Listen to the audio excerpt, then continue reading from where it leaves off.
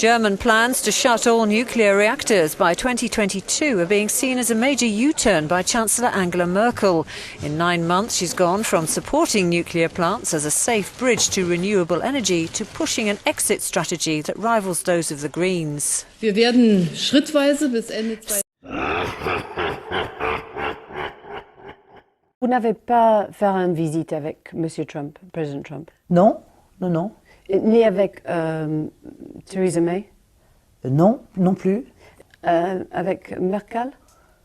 Mais non, mais pourquoi voulez-vous que j'aille voir Madame Merkel ou Madame Theresa May? Madame Theresa May, nous pourrions avoir des choses éventuellement à nous dire. Mais Madame Merkel, les choses sont très claires. Nous sommes en opposition totale. Je suis l'anti-Merkel. Oui.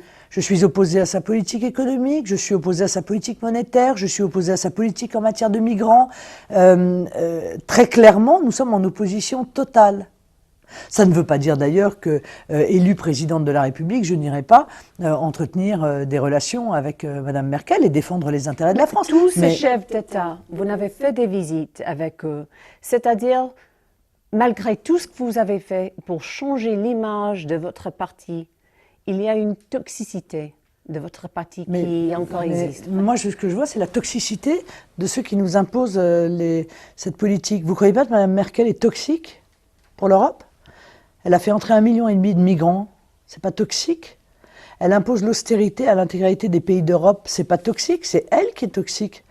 Et d'ailleurs, je vous signale qu'elle est de plus en plus isolée. Parce que l'air de rien, les grandes lignes politiques que je défends sont les grandes lignes qui sont défendues, effectivement, par M. Trump. C'est défendu par M. Poutine.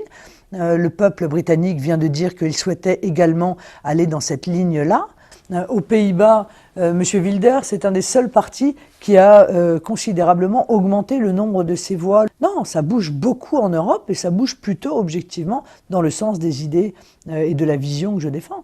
Et si vous gagnez, madame, alors, ça présage le commencement de la fin de l'Union européenne. Mais l'Union européenne est presque déjà finie, pardon. Enfin, moi, je ne viens que dire, plutôt que d'attendre l'effondrement de l'Union européenne dans le chaos, je vous propose d'organiser sa transformation en Europe des nations. Voilà, en respectant la volonté des peuples européens.